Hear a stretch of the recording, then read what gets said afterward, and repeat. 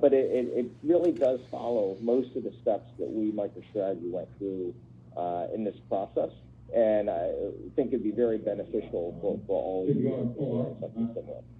You heard Mike talk about all the different ways to invest in Bitcoin, whether it be a P&L strategy, whether it be a balance sheet strategy. We're going to primarily focus on the balance sheet section here, which is what a lot of other publicly traded companies are looking at.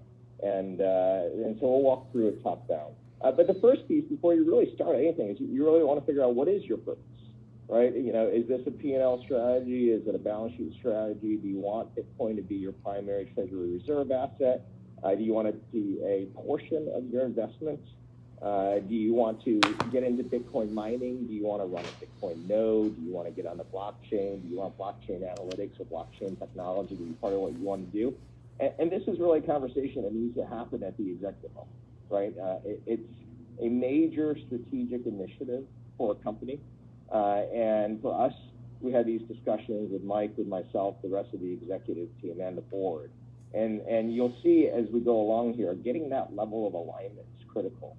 And so getting the alignment on the overall strategy is really the first piece here. And maybe, Jeremy, you can shed light on what exactly is MicroStrategy's strategy. A lot of you who are listening probably already know, but it's probably useful for those who are not as familiar with how we're treating Bitcoin overall. Yeah, thanks. We decided on a balance sheet strategy and made Bitcoin our primary treasury reserve asset. What does that mean? We basically converted all of our cash to Bitcoin. We converted our excess cash flows into Bitcoin. We will convert our excess cash flows into Bitcoin. And we've also acquired debt and converted that cash into Bitcoin. So the balance sheet strategy is a buy and hold strategy, different than choosing the operational model or P&L strategy. For example, mining Bitcoin or using it in our day-to-day operations.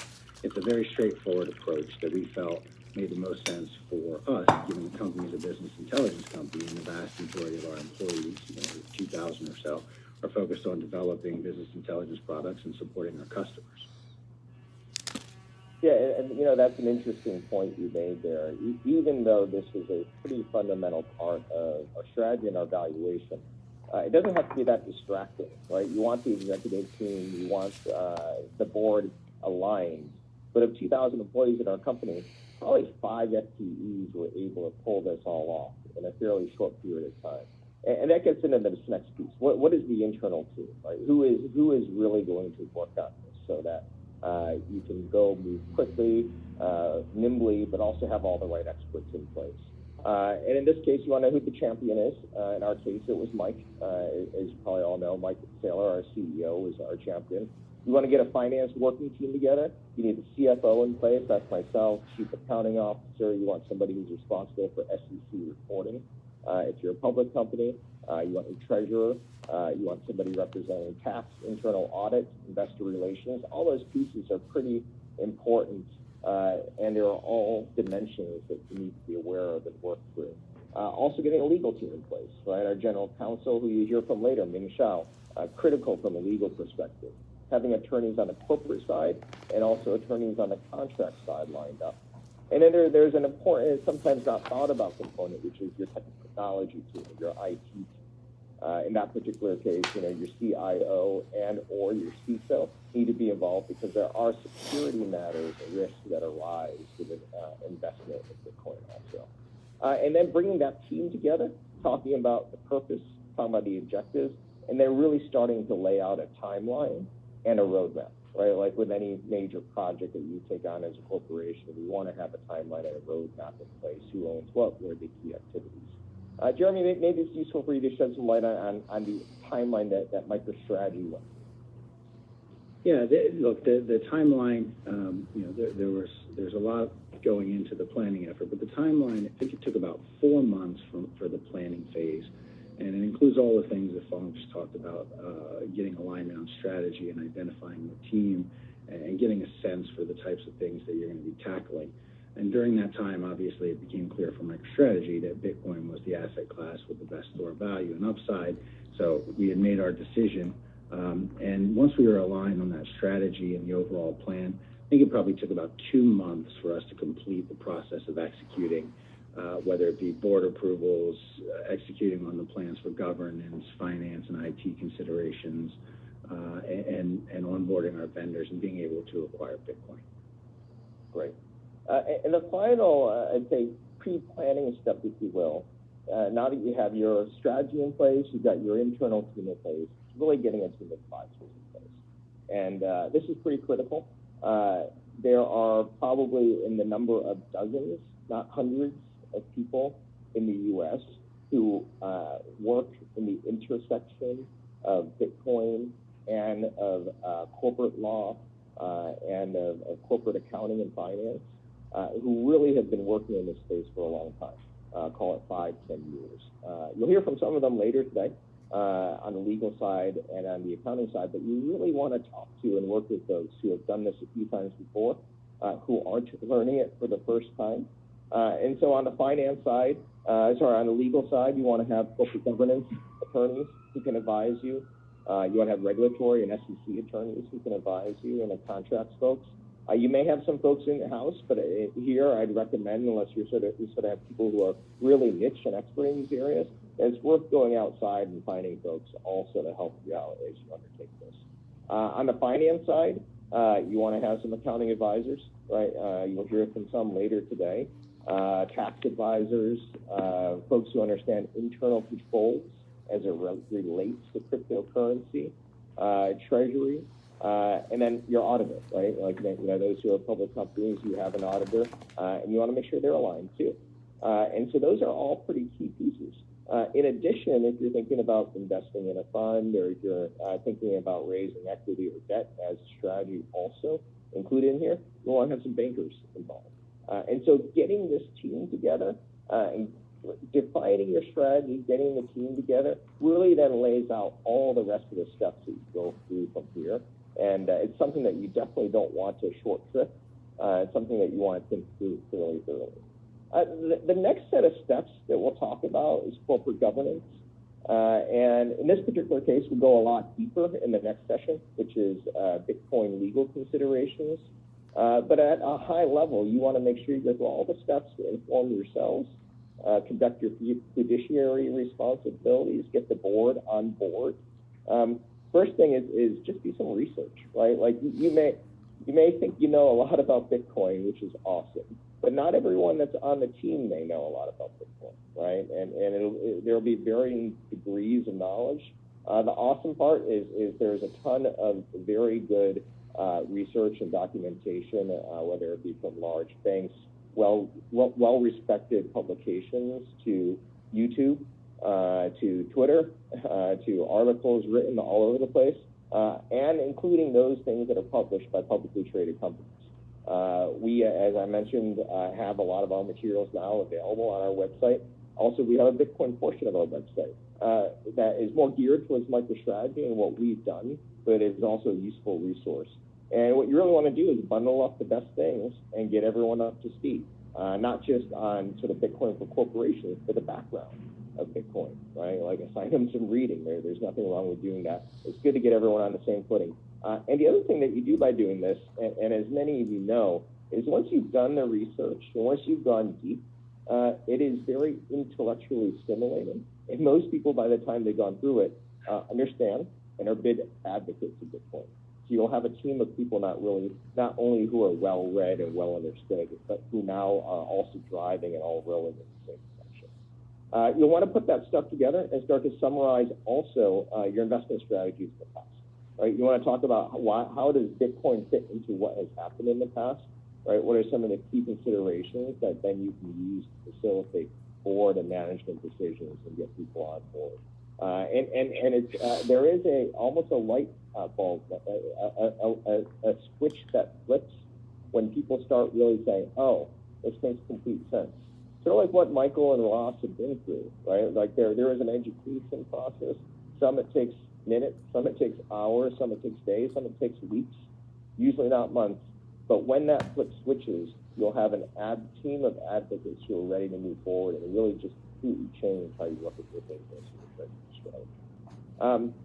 From a regulatory perspective, you want to put together all the key regulatory considerations, When you start thinking about how you are going to invest, which we'll talk about a little bit later, there are things that might come up, such as Investment Company Act implications and considerations that you want to go through. And then you also want to look at conflicts of interest, right? One thing that you'll find out, which will surprise you maybe, is as you start looking at the team and asking, so do you own Bitcoin? People will surface and say, oh yeah, I've had Bitcoin since 2013. I've had Bitcoin since 2015. Those are considerations when you start getting active into the Bitcoin market and start to trade, to purchase, either through funds or directly. You'll want to know who has what and what conflicts may exist also. Maybe this is a good time to segue quickly into the actual documents that we've made available. And Jeremy, if you don't mind, just list off what we made available in terms of open source and redacted documents from our Bitcoin course. Yeah, we shared 7 documents with everyone to help them develop their Bitcoin strategy and get a feel for what it takes. The documents are on the landing page on the Bitcoin for Corporations section of the world.now site. The first provides a summary of the key considerations for corporate investments in Bitcoin. It correlates very nicely with the track that Michael just wrapped up before this. The second, which we're talking about right now, is really focused on the project roadmap. What are the things you need to do? It gives you a playbook for the major phases and next steps to consider in developing and executing the Bitcoin strategy. The remaining documents are best suited to address a number of governance, finance, and IT considerations. So the third document is the Treasury Reserve Policy that provides a framework for implementing and managing corporate treasury with Bitcoin as the primary treasury reserve asset. It includes examples of how to define what cash will be used for investing and who is designated to approve transactions, what employees are authorized to carry out the management of the policy, security protocols, and other key governance considerations. The fourth document is the Bitcoin trading policy, which provides a framework for thinking of conflict of interest, use of corporate information in personal transactions involving Bitcoin. You'll also see examples of who's impacted by the trading policy, what constitutes material non-public information, and the like. So the fifth is contractual considerations for digital asset custodians, in which you find essential information in establishing a relationship with a custodian of your Bitcoin. And any company that plans to acquire Bitcoin should consider their holding their digital assets in custody, which is considered cold or offline storage, not connected to the internet. Custody is the equivalent of a bank vault to store your assets. The legal team will talk more about the policy and contractual considerations in their session after this. The final 2 documents provide a framework for accounting and tax related to Bitcoin. The document provides insight into Bitcoin controls, balance sheet accounting, how to measure Bitcoin value and evaluate it for impairment, how to account for the sale of it, and ultimately, the accounting implications of the investment. So Phong will talk a little bit more with the Deloitte team about that. There's a document from Deloitte as well that talks specifically to the tax.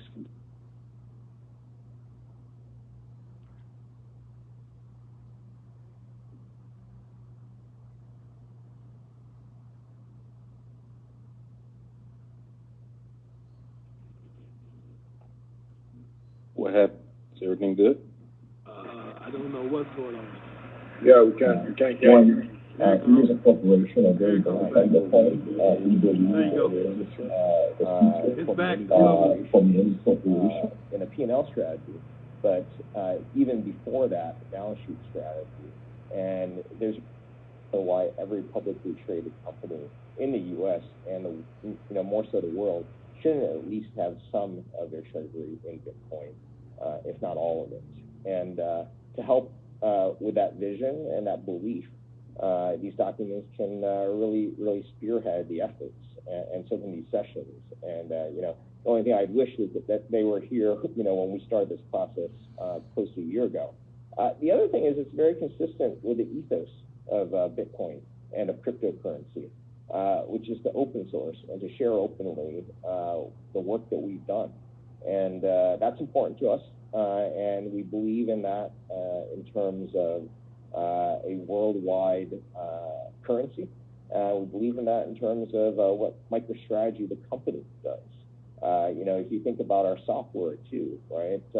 we provide, we're an independent BI company that believes in opening up our platform so that we are not platform dependent, we are not source system dependent.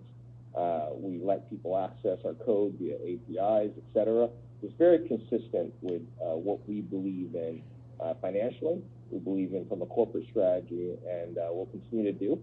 And I guess the third reason is a bunch of folks in public and private companies have asked us for the documents, and we said, well, why don't you sign an NDA and maybe we can share with you what we've done, or we can just make it available to everyone. So we're excited that we're doing it, and hopefully you all find it useful too. Let me go on to the next phase, and this one is very close to me and close to Jeremy too, I know, which is really the finance and the IT pieces of planning. Here, there's a lot of analysis to be done. And you know, you can look at our accounting memo, it's quite thorough, and that was a big part of what we needed to do, which to understand how we should account for Bitcoin. There is GAAP precedent that we'll talk about later, but there's specific situations that every company, ourselves included, get into. So you need to understand the accounting considerations, a lot of thoughts around tax, right? Whether you sort of have a loss or a gain on your Bitcoin on your balance sheet, how do you tax for that? And then intercompany and inter-border, movement of money and Bitcoin also has tax implications. Internal controls is a big one. As we work with other providers, whether it be exchanges, whether it be custodies, whether it's custodians, whether it be funds, making sure that they have all their right controls in place, SOC 1, SOC 2 reporting, and all those types of things have to be considered. Also, I mentioned considering the Investment Company Act and seeing that applies to you. Whether the company and what company entity to use as an investment vehicle, that's important to know. And also, looking at audited financials at the Bitcoin vendors and partners that you're going to be working with. So a lot of analysis to do on the finance side before you make that first investment into Bitcoin. And then also, where's the money coming from? Right? What are the sources of funds? What funding needs do you have? Are the sources of funds onshore, offshore? Do you need to repatriate cash to be able to invest in Bitcoin? Both of these areas, I'll call it the accounting, tax, treasury analyses, are not much different than opening a new bank account, right? They're akin to that, or they're also similar to if you were to decide to invest into a new treasury asset, invest into a corporate bond, invest into a fund, but they come with an additional layer of learning. So having advisors in place who sort of have done this before are very important. The IT side, sometimes people don't think about, right? Like the reality is when you as a corporation, public company, are to invest in something like Bitcoin, you're going to raise your profile. And in doing so, your social profile, your security profile, and so you have to think about what are the IT risks, what are the security risks, is your IT network and infrastructure, is it resilient, right? Like you may be subject to more external attacks, potentially a DDoS attack, phishing attacks. Do you have those right pieces in place? Have you thought about that? Impersonation. And so you want to work with your hosting providers, ISPs, cloud providers, and you want to do pen tests. You want to have some security partners in place, right? So you don't want that to be an afterthought after you made the investment in Bitcoin and you find that some bad actors had thought and found out about you and want to do something to try to either access the corporate network, disrupt your network, or even get to your Bitcoin sometimes. So an important consideration that sometimes organizations overlook. And then the next one, we get questions all the time, right? What is the insurance landscape like out there for Bitcoin and cryptocurrency? And Jeremy, I know you spent a lot of time getting to understand the landscape. Maybe you can share with the audience some of what you learned in the process. Yeah, thanks. Look, the first question we asked was, is there such a thing as Bitcoin insurance? And I think everyone will be relieved to know that obviously there is indeed a market for Bitcoin insurance. I think first you should start with your custodian, who should be providing some sort of coverage. While custodians may not insure all of your Bitcoin depending on how much you're investing, you should offer liability coverage that will protect you in the event of loss, typically with respect to issues that occur from within the custodial services company. When discussing insurance with a custodian, you want to focus on key exclusions, as policies often carve out certain issues from coverage. You also want to make sure you're added as an additional insured on each custodian's policy and make sure that you see the endorsement so you know what you qualify for. You should expect that the custodian will provide at least some insurance coverage as part of the service they're providing. You shouldn't be paying an upcharge for the basic coverage. And it's important to note that, the custodian's insurance is not going to pay for or won't provide coverage for bad actors or theft or negligence arising from within your own organization. In order to get that type of coverage, you're going to need to acquire supplemental insurance. You can expect that custodians would have arrangements with insurance carriers or relationships that can offer that supplemental insurance, and they might be able to introduce you to some of those brokers. This type of insurance program is typically called a specie program, and the insurance market for Bitcoin is still in its nascent stages, but and as a result of that, the costs are relatively high to other corporate insurance programs, so you should know that going in. For supplemental insurance, you should work with your broker, but you're likely to focus your time on your crime policy, your cyber policy, and your D&O policies. And as Fawn's mentioned a few times now, you'll want advice from an expert or multiple experts on what's best for you and your company, depending on the amount of your investment and the transaction risk associated with your Bitcoin and governance practices. I focused most of the commentary on custodians. It's also possible to get insurance on hot wallets or wallets that are connected to the internet, often associated with exchange wallets.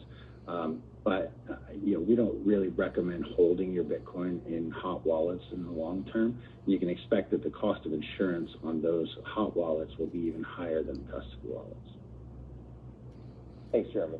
All right, so next step, big one. For us, it was big. Investor relations strategy, public relations, communications, announcements, disclosures, SEC disclosures. You really want to think through, what do you want to communicate? Through whom do you want to communicate? What channels and how? When we announced our Bitcoin strategy, we were the first major corporation to have invested in Bitcoin. Now, there's a little bit more safety in numbers, MicroStrategy, Square, MassMutual, other crypto-specific public companies. And so the waters are a little bit warmer, but you still want to understand, especially with your existing set of investors, how you want to communicate to them, because they may be looking for something different, expecting something different. So this is an important part here to get out to your analysts and investors proactively as you do this. But I think you'll get a more receptive audience and a more knowledgeable audience than you may have in the past, especially with the interest that we've seen in Bitcoin and corporations in the last, I'll call it 6 months or so.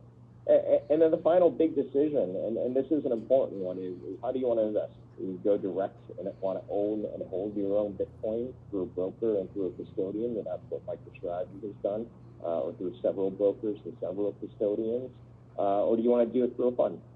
There's time to market and probably ease of accounting if you work through a fund. And if you work through a broker and several custodians, then you have more control of your Bitcoin. You have more control of whether you want a buy and hold strategy, a buy and sell strategy, et cetera, et cetera. So that's pretty important, and the answer could be both, right? You could have a diversified portfolio. Is it Bitcoin only, or is it other cryptos, right? We chose Bitcoin only because we believe it is the superior cryptocurrency. It is the dominant one, but you may want to have others. You may want to hedge, and that may be appropriate too. So that's sort of a finance and IT planning phase, and a pretty important one. The next one is as critical, which is really your vendors and partners. And so we talked about your advisors. Now you have to go through your vendors and partners. And this is almost like a typical vendor selection and contracting process. But you don't want to run it with sort of a typical procurement organization. You really want to run it with your leadership. Deciding who your brokers are, who your custodians may be, what funds you want to work with, what banks you want to work with. Your advisors can help here, but this is a very personal decision. And in doing so, there are a lot of considerations, not just reputation of the firms, longevity of the firms. Jeremy talked about insurance considerations, but their trading platform, how easy is the technology to use? Those are just a few. Jeremy led our vendor selection process. You want to talk about some of the other key considerations? Yeah, so, there are a number of considerations as well as outlined, but I'll highlight just a few that I think are really essential in the process. First, you need to consider the capabilities of the service provider, and you want to make sure that they offer the services that you need, or they align with your strategy, and whatever combination of those service providers you select, you'll want to make sure that it fits your strategy. You want to determine if the service providers offer trading services and if they're a part of an exchange for the ease of transacting. Does the service provider also provide custody services? And are they providing kind of an institutional grade offline storage and key management product with reliable controls? Does the service provider offer a trading desk so you can contact them to execute trades on your behalf and just bringing them to you for settlement? You may want to also consider additional services such as lending, staking, other ancillary services that might be of interest to you in the future. And you should take the time to understand what each provider offers and ensure that you select one that fits your strategy. Second factor is price. Usually, there's a trading fee to transact, which means buying and selling. In this world, it's making and taking is the lingo. But if you're paying 20 basis points per transaction, you're paying 40 basis points in total because you're going to buy and you're going to sell at some point. So in addition to the transaction fee, you're going to be paying for custody services, typically in the form of an annual fee on your assets under management. You also want to address specifics with each service provider to make sure there aren't hidden fees. And my advice would be to negotiate pretty aggressively on pricing. Institutional just started to enter this market, and there's a significant room for savings on these fees. Third consideration would be around security capabilities. Right, get to know the security protocols for each provider. Do they have multi-factor authentication when you're signing into accounts? Are they able to support multi-approver protocols for transactions so one person can't unilaterally approve everything from funding to cashing out, for example? Does the service provider have their SOC 1, Type 1, and 2 certifications so that they can demonstrate for your audit team that they have controls and for data management and that those controls are actually effective? These will be very important when you're working with your auditors to validate your internal controls. And I think the last thing that I'd mention is, insurance. I talked a little bit about this before, and I won't dwell on it now, but you should definitely focus on that as part of your strategy. All right, Jeremy Price giving advice on pushing your vendors hard on price. It's an important point here. If you're a major corporation who's looking to invest in Bitcoin, you're still early in the game. All of the vendors you'll hear from tomorrow want you as a customer, and going early means you're sort of trailblazing. It also means that you have the ability to find the perfect partner and ask for the right pricing. And when you find that right partner, it's really just a great relationship going forward, which we've had the good fortune of having with all the partners that we've been with. Okay, so we've completed this planning phase. There's really a couple of things you want to do now. You want to update the project roadmap, key timelines, actions, owners. As you're going to get into the execution phase, things start moving pretty quickly. And this is a good time that we found to have a board meeting, one formal board meeting, to lay out all the research that was done, to talk about, how you may want to invest in Bitcoin. You may not need formal board resolutions at this point, but you really want to have a robust, lengthy board discussion on all the work and why you're moving in this direction, why the strategy, what the execution plan looks like, and get their support to continue to move forward with really then what we'll get into next is the execution phase. And, I sort of split this into two parts. It's just there's a lot of things that happen here. But this is the fun part. You just sort of go one by one and go through each of these pieces. First, prepare your treasury policy, right? And we have a sample of what our treasury reserve policy is that we've open sourced. But what do you want to talk about here? first of all, assuming you already have some sort of a treasury policy, this could be an addition to it or an amendment to it, but you want to talk about, all right, so how much can the company invest in Bitcoin? Through what means? What are the transaction procedures? What are the prohibited activities? Buy and hold, active trading, hedging, what are your brokerage and custodial arrangements? You want to get that all right in a very robust treasury policy, because this is the policy by which you will start executing your strategic moves on a go-forward basis. Second is your trading policy. The difference here is each trade will be governed by this policy, right? What are your non-trading periods, right? Like to prevent potential conflicts of interest. Who can trade, right? In our cases, we have a short list of people who can move money from our bank accounts to our exchange accounts, short list of people who can move money from our exchange accounts to our custodial accounts, and back and forth. And like you do with your bank policies, you typically have 3 or 4 people who can do it, and you need at least 2 people authorized in some of those movements. Those are the kinds of things you want to put in your trading policy. And similarly, as you identify people who are officers, directors, etc., who might already hold Bitcoin, you want to make sure that you don't have any conflicts of interest. You may want to have closed periods. Just like when you're trading your own publicly traded stock, you're going to want to have closed periods with trading Bitcoin too. So having a very robust trading policy and a treasury reserve policy, once you put those things together, the execution then beyond this can be quite seamless. But thinking that through thoroughly is quite important.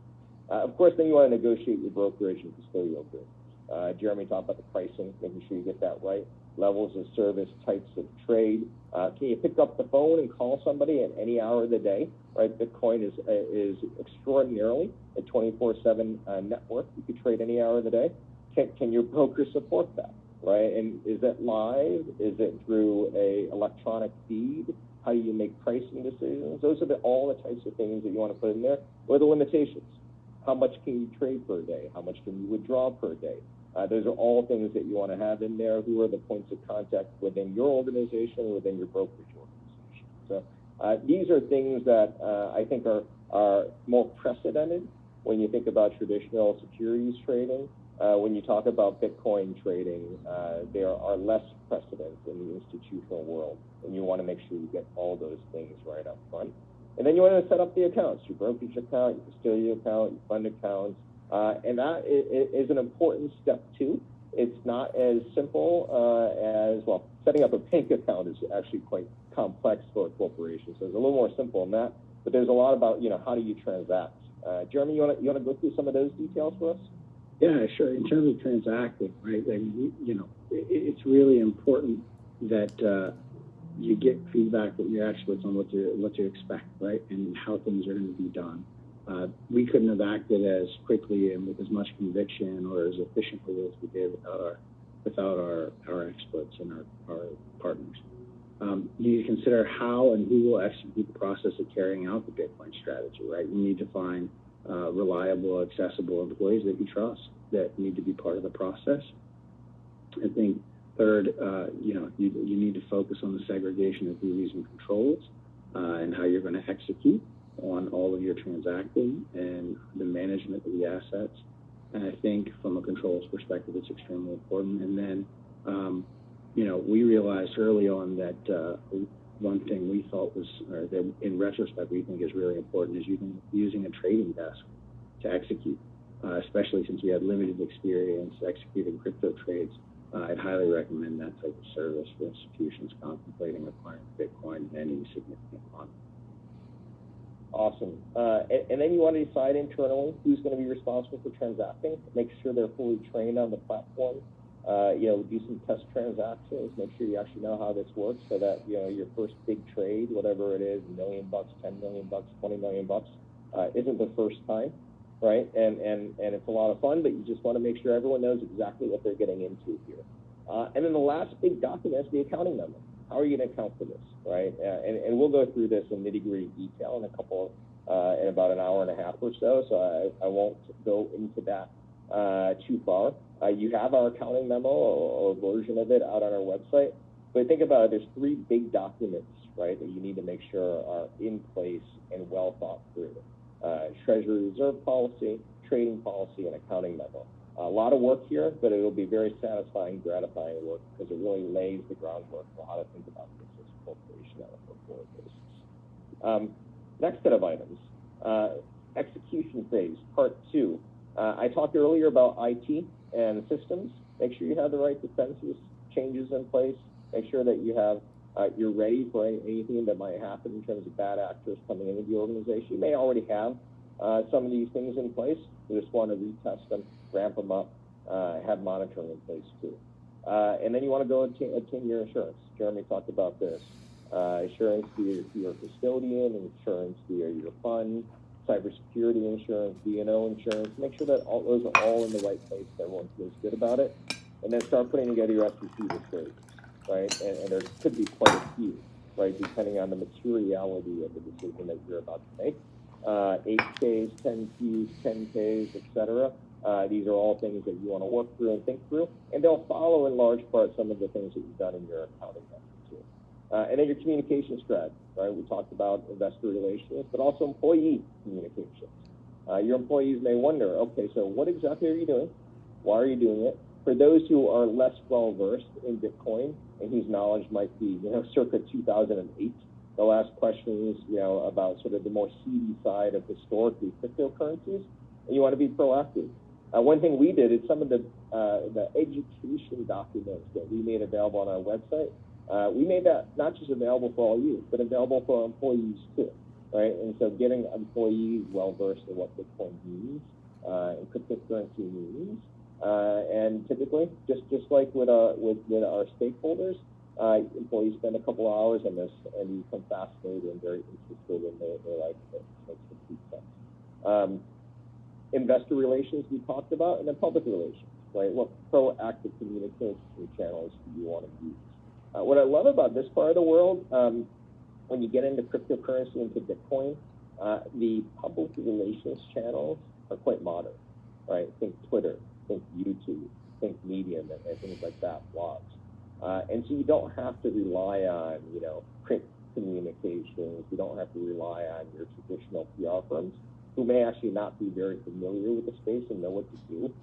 Here you can use ingenuity, creativity, and start to modernize the image of your company, not just in how it invests, from a treasury side, but also how you communicate out to all the different constituents. And you can really play around with this and have a lot of fun, especially on Twitter. So good things that can happen as you think through your communication strategy.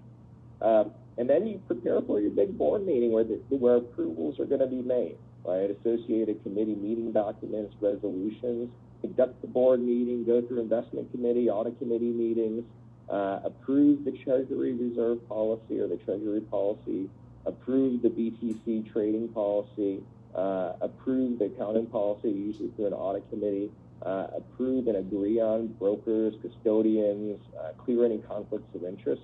Once you've gotten through this execution phase, this is a big one, but once those approvals are done, you're sort of off and running and ready to go and start to talk about your initial foray into Bitcoin. And that's really then get into the post-execution phase, right? So once you've done it once, how often are you going to do it? What's the timing? What's the frequency? Making sure you have a nice treasury plan in place for subsequent Bitcoin purchases. What do you do as a communication basis going forward? And then you start to trade. And after 6 months of having done this, couldn't be more thrilled that we did. We couldn't be more thrilled to share with all of you our playbook. So with that said, any closing remarks, Jeremy? Lessons learned, ahas from your experience through this process, other than you got to know me way too well? I already knew you way too well enough.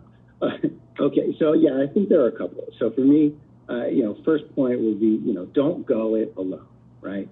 We started our journey knowing very little. We learned quite a bit, but we learned even more with the experts that we brought in to consult with us. And I think that the knowledge we gained from each other, just not the one-way communication, but the knowledge that we gained and that we gave to our experts even, we all learned, and it was an invaluable experience for both parties. and created kind of a community. It starts to feel a little bit more like a community as we went through the process. I think that, you know, as far as adapting and adjusting to the needs and improving our policies, like we work very well together. I think it was very important for us to get it right, to have that ecosystem. I think also we learned that, you know, the Bitcoin investment community is pretty tech savvy, pretty modern, and it's a great fit for MicroStrategy. You know, in 2020, MicroStrategy rode the virtual wave, shifting, you know, our digital marketing and sales efforts to a digital marketing and sales platform. We took advantage of online collaboration and worked from remote, just like this. And we adopted a digital asset class as our primary treasury reserve asset. I think all of those things have helped the company tremendously improve margins, value for shareholders. And I think the investment community sees that and has responded to that. And it's not something we necessarily were sure everybody was going to respond to. We thought that they would, and we were very pleased that we did. So, you know, my advice for other corporations would also be that this is a journey, and you need to set your course and put your plan together, but you need to be agile enough to adapt and change course throughout. It's not easy to make that initial leap, but if you put the work in, hopefully with some of the information that we're providing and examples we're sharing and the growing ecosystem here, it gets a lot easier to start and complete the journey. And I think what I'd say is that the key to it all is really just getting started. Thank you, Jeremy, and thank you for the time. And let me build on a couple of your lessons learned first. And this builds on what Ross and Mike also said. If you believe your company is going through a digital transformation, and as I said, as I kicked off MicroStrategy World, you need to, because that will be what differentiates you against your competition. And your digital transformation has really just started with your P&L strategy and your products and your services. That's part one. Every company, every major corporation at this point in time also needs to digitally transform your balance sheet and your treasury policies. And Bitcoin is the way to do that. It is not something that comes immediately to mind for every corporation, but when you take the time to do the research, to understand the macroeconomic impacts, the digital impacts, the global impacts, etc., it is very much, you're either sort of immediately get it or you gradually get it. And as people gradually get it, a light bulb goes off and they suddenly get it. And then you dive in and it's